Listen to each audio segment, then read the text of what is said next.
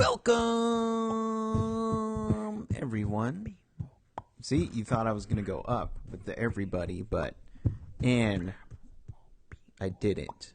That's right, because if there's one thing this show is good about, is not doing what it's supposed to do. Yeah. Hey, everybody, welcome to Casting for Two. I was just rambling there. I don't know why. I don't know why I was doing that. I just felt like I needed to do that. But this is episode 30 of the podcast. That's right, 30 weeks of gold and magic and interviews and me, and more importantly, me. So far, I'm having a good time with the podcast. You know, I feel like I never talked to you guys about, you know, how I'm doing with the show, but I'm enjoying it. I still am enjoying it 30 weeks later. Still rocking and enjoying it. But I shouldn't talk about me so much, because this episode's not about me, okay? It's about the guest. And the guest today, he's an awesome guy. His name is Austin Basis, and he is from the show Beauty and the Beast on CW, which is an exciting, romantic, beautiful show filled with beautiful people. So it's almost a recreation of my life, basically. Just because I'm surrounded by a bunch of beautiful people, and I feel like I'm the Beast. But whatever. He came and chatted with me about the show, auditioning. We talked about music. It was just a good chat, good casual chat. But I want you guys to listen to it, so I'm going to stop talking, all right? So sit back, relax, and enjoy. And, Chris, cue the music, please.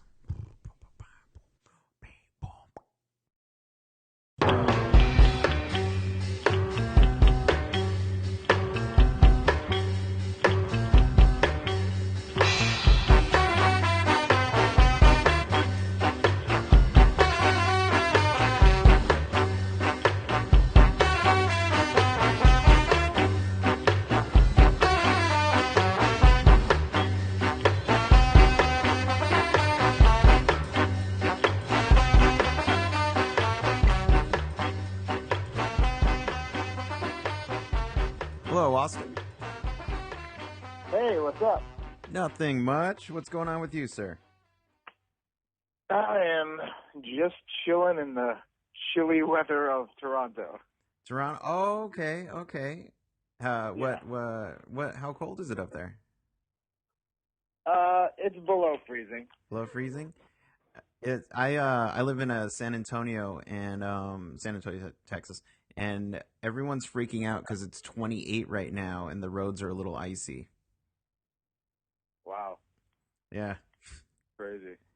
but yeah, it's all good. I'm originally from Oregon, so cold weather doesn't really bother me that much. Cold weather and rain, I'm not really affected by.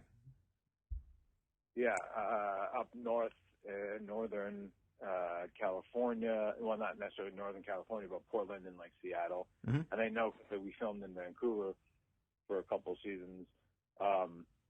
It was pretty rainy over there. Mm-hmm. Yeah, and it's always weird seeing just sunshine and then complete drizzling. It's so weird, but I enjoy the rain. I don't mind it. Yeah. No, I mean, I actually doing a show in Vancouver and then doing one in Toronto. Mm-hmm. I, at this point, prefer the rain to the snow and the ice and the cold of Toronto. Mm-hmm. The rain can get depressing after a while, but at least you can go out and deal with it. This is like you walk out the door and like 2 steps and your legs are freezing. Yeah. Yeah, no, I can imagine. Yeah, that'd be kind of bad. But how long have you been in Toronto? You shoot Beauty and the Beast up there? Yeah, we shoot last season we went July through April. This season, same basic thing. So there's a couple months in between of off time, mm-hmm. and then We picked up in July, and we go through the 1st of May. So we have, good 3 or 4 more months of shooting. Okay. Okay. And how are the shoot days like? I mean, is it mainly? I know it's probably a mix of a studio and then out in the world and for all to see. Yeah, what we learned last season, because our shoot days were fairly long and a lot of locations and exteriors and night shoots, the writers made a concerted effort this season to keep the exterior night and public scenes to a minimum. Mm-hmm. So if we have a location, it's usually an interior. The other day it was so cold we were supposed to shoot outside, and they adjusted the scene so we could shoot it inside, just so we didn't, have to worry about and deal with the cold, because, like it or not, it affects every aspect of production, the pace of it, and also the quality of the results, because it's, after 5 minutes of doing a scene and your face freezes and you're trying to just make your mouth move so that they say the words that you're supposed to say, it takes everything else out of the performance other than just elocuting the lines. And, you can notice that on a couple of exterior shots if the actors have been out there long enough. You could see how cold their faces are. Mm-hmm.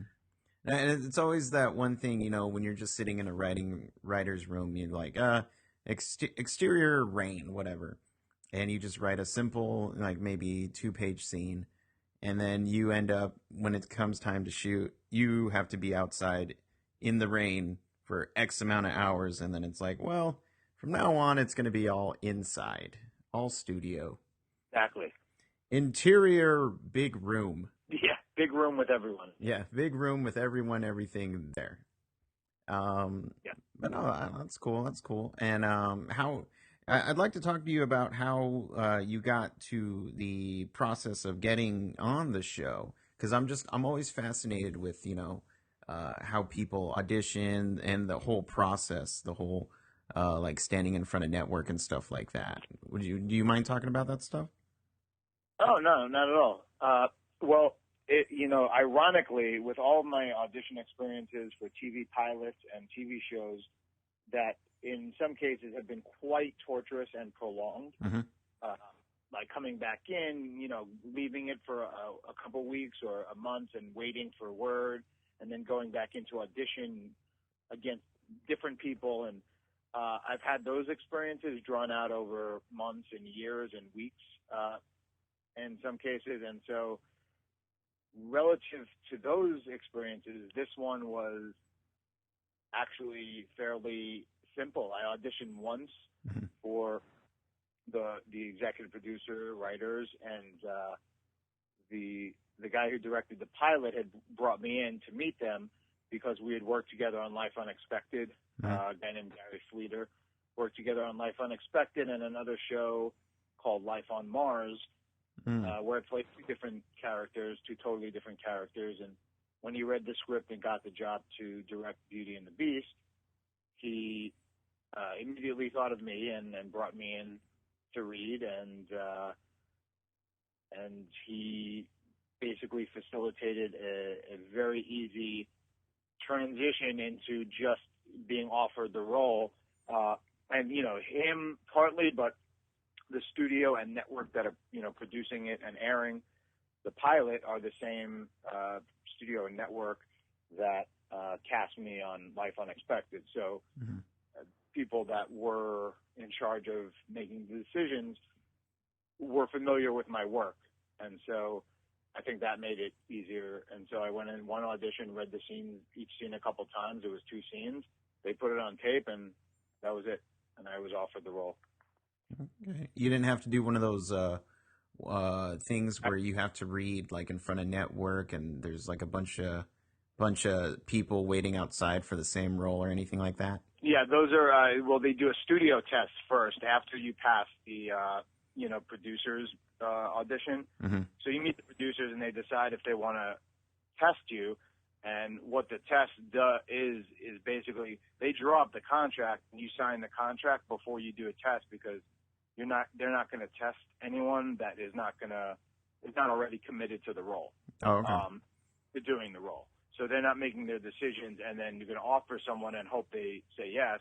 It's like everyone coming into audition has already contractually said yes, and so it's up to them whether to honor the contract, or the contracts are usually null and void after 5 days. So the studio test happens first. Our studio was CBS, and CBS TV studios, and the network was CW. So if you make it past studio, the people, let's say there's 10 people from CBS TV studios in the room, the next level will be some people from CBS, casting directors, the producers, and then more people from CW. So there's upwards of like 15 to 20 people sometimes in the room that are contributing to the decisions on everyone who's cast as a series regular on every TV show that gets made.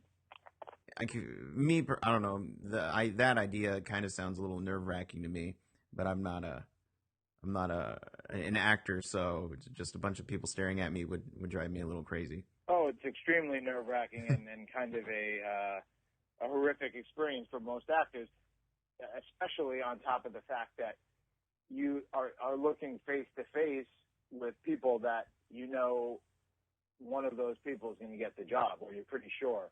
It's very rare that someone doesn't get the job within a group when they decide to test, and there's like at most 5 other people there for your role, sometimes only one other person.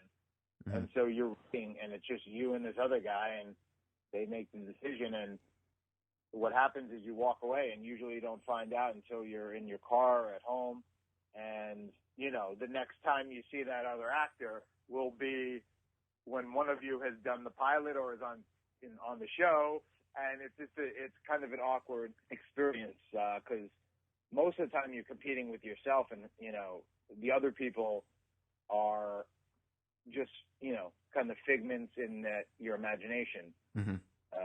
So you try to do the best you could do, and it's really a contest of who the network subjectively wants to decide to pick for the show.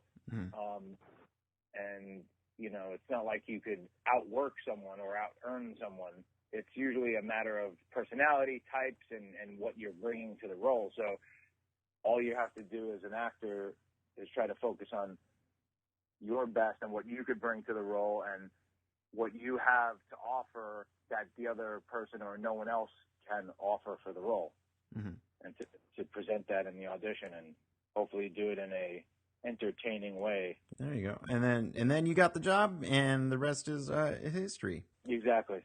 And so I'm always interested in, because I see the final product, but I'm always interested in what happens behind the scenes, like during shots, setups, stuff like that. So besides trying to keep warm, what are you doing during the shoot day? Like memorizing lines, or do you relax sometimes or take naps? I'm not a big napper on set. I think I've only done it when I have had to stay on set until all hours and there's a break between scenes. Usually if they shoot out of order, like if my scenes are not in sequential order, so I've had situations where I've done a scene, then they do another scene that is going to take a couple of hours, and then we're not finishing until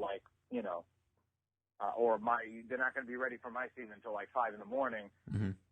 I'll take a nap, but that's very rare. I usually use my time. I listen to music. If there's enough time, I'll just putz around online a little. But for the most part, I like to try to relax and do the stuff I was taught at acting school and then at the actor studio.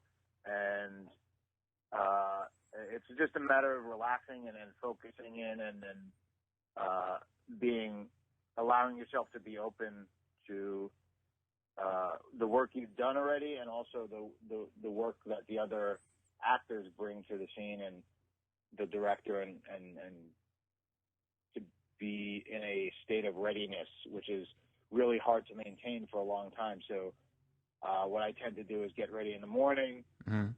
get to set and relax and, you know, get kind of physically warmed up because you don't want to be tense and hopefully hold on to that. And usually I could carry it until lunch, and if we break for lunch, I have to do it again to just get back in to my body and to just connected with the material and what I want to do with the scene. Mm-hmm. I do a lot of preparation, so. Gotcha. Okay.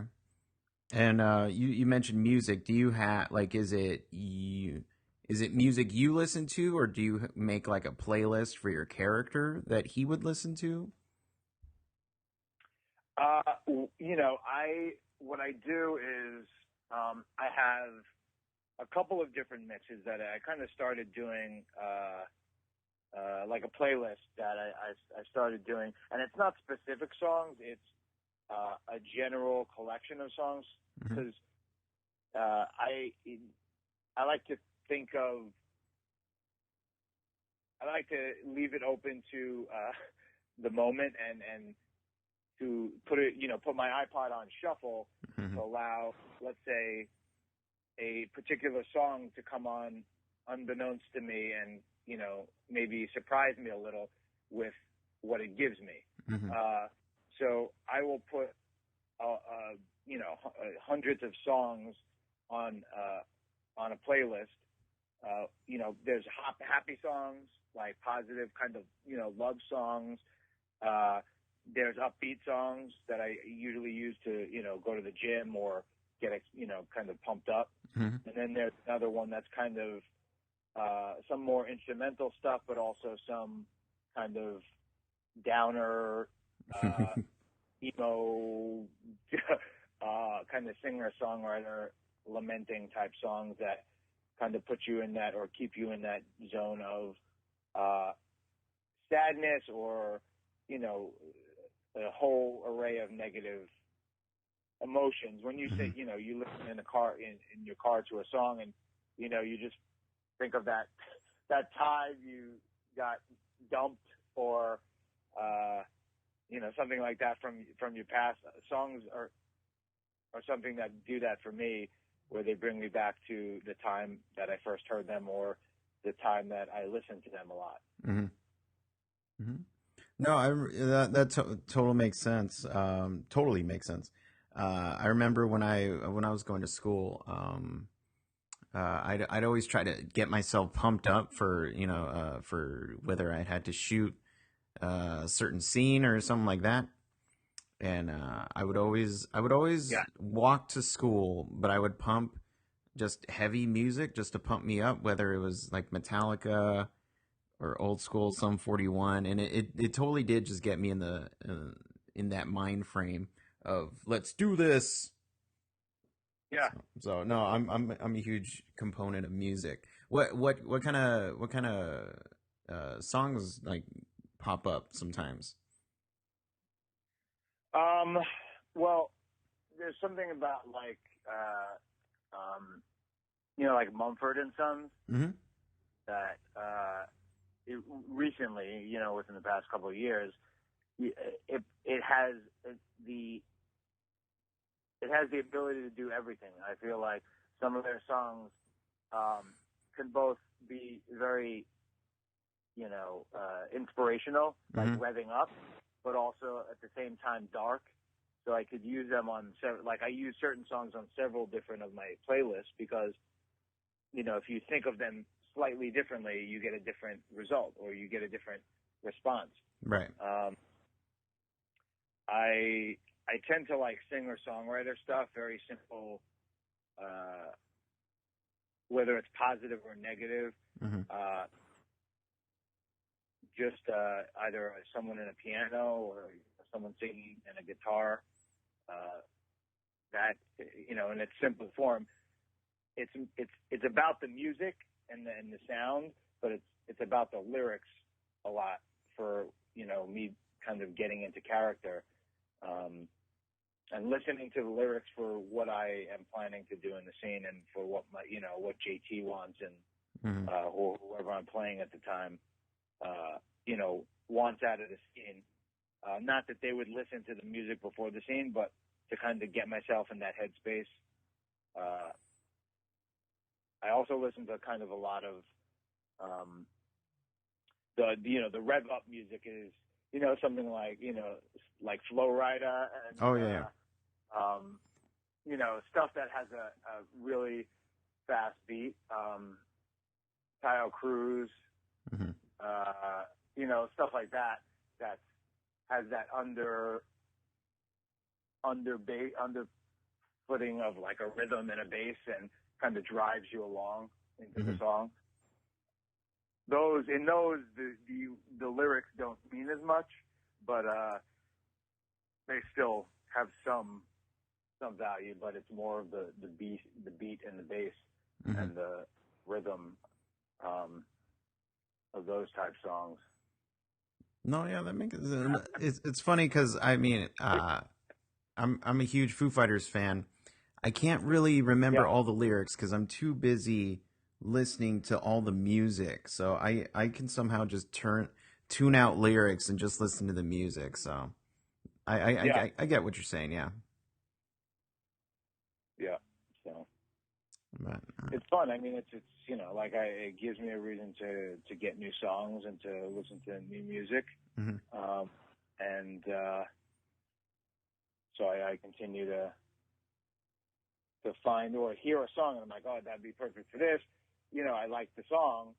There's, I have also when I just want to relax and usually it's my road, like kind of like a road trip mix where you just have a playlist that you put in that is just songs you enjoy listening to and singing along to. That's like my chillin' mix where I'll just I'll put in those songs, but Beastie Boys and that type of music, Maroon 5, and hey, I listen to all different types of music, so nothing is outside the realm of possibility. That's cool. And so we were talking earlier about Toronto, and you just live there for the time that you're shooting, right? And then you go where, like California, back home? Yeah, LA is back home, but I grew up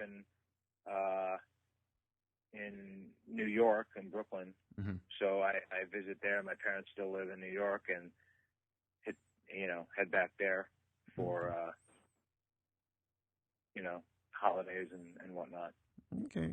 And when you're not shooting or you have a day off, have you gone out and embraced any of the sites or Toronto/Canadian culture, anything like that? Oh yeah, I mean, been to a hockey game this year. Went to a basketball game. We love when the weather was nice. There's a beautiful park called High Park that we have. We love to take walks. They have like kind of like a little path, walking path, and there was also. We didn't get to do it too much this year, but there's a kind of like a boardwalk, like a kind of not a boardwalk, but like a pier where you could walk along Lake Ontario. You could pretty much walk along for the length. So we've done that a couple times. And it's a lot of this stuff is when the weather is nice. It's hard to, enjoy the city completely when it's as cold as it is now. They also have, Toronto Island is like there's an island just south of the city that you could take a ferry to. It has beaches and amusement park and restaurants and it's a nice. It's almost like the Hamptons to New York, but it's not as far, and not as expensive.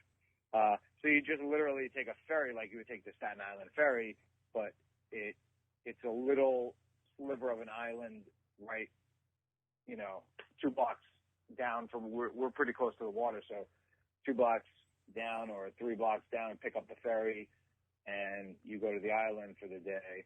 You could sit on the beach. You can go to the restaurant. You can do a ton of different things. And then I do have to say there's some great restaurants in the city that we definitely take advantage of while we're here. Okay, right on. Now I realize you're a busy guy, but if you ever have the chance or the opportunity to watch a curling game, I would recommend doing so. Really? Yeah, it's so like I'm so happy the Winter Olympics are back because I love curling. It's such a weird, random sport, but it's just so enjoyable to watch. Do you know what it is? Yeah, well, it's, you turn on Sports Center or TSN is what it's called here,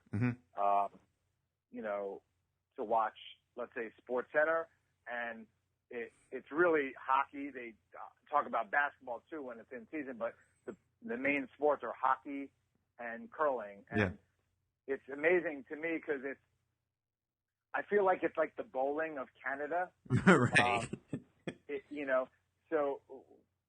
I grew up in Brooklyn. My dad played on a bowling team a couple nights a week. My brother was on the bowling team in high school, and so kids would have birthday parties at bowling alleys, and so that was a common thing. You would go there with class trips, and you could sign up for a bowling gym at high school, and you'd go to the local bowling alley as part of your gym class.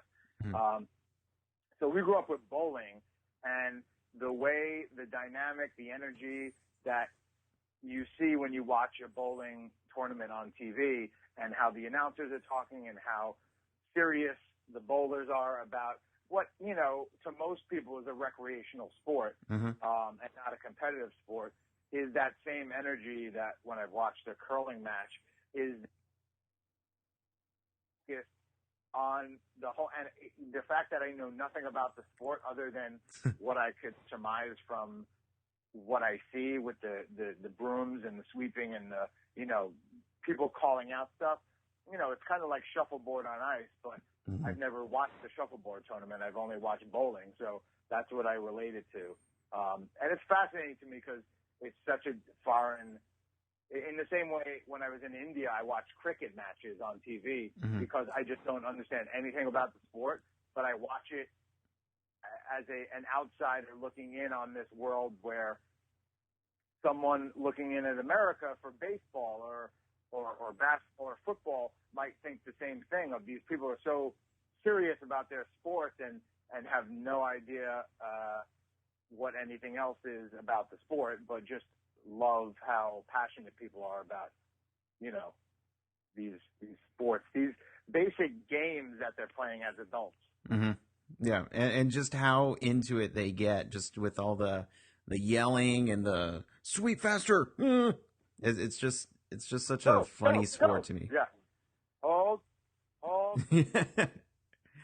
But so if you ever have time or the opportunity or both, I would recommend checking one out. Or maybe you can have your next birthday party at a curling rink. I should. But Austin, I didn't really have too much to chat about. Did you have anything you wanted to talk about? No, just to keep up on the show. Watch, we're airing Monday nights at 9/8 Central on the CW, and I think we have about 5 or 6 more weeks. Actually, 5 more weeks. And we have a little hiatus, but to watch through because the next few episodes are going to, things are start to bubble up to the surface, and connections and explosions and twists and turns are all waiting for the viewers in the future. There we go. Just check me out on Facebook or my fan page or at official Austin Basis or my Twitter at Austin Basis. Sounds good, yeah. And I wanted to avoid spoilers, because I'm not a fan of spoilers. So you know what? If you want to find out what happens, you got to watch the show. There you go. Exactly. That's why I say twists and turns and, connections being made. It's all coded. People watch the show, they know what I'm talking about. And so, and mythology being revealed as the episodes unfold. There you go. So everyone go watch. And Austin, I had a great time chatting with you. If you ever have free time, we should chat again. Yeah, no, definitely. All right. So you have a good day, and hopefully stay warm. I will. All right. Take it easy, okay? Too. All right. Bye-bye. Bye.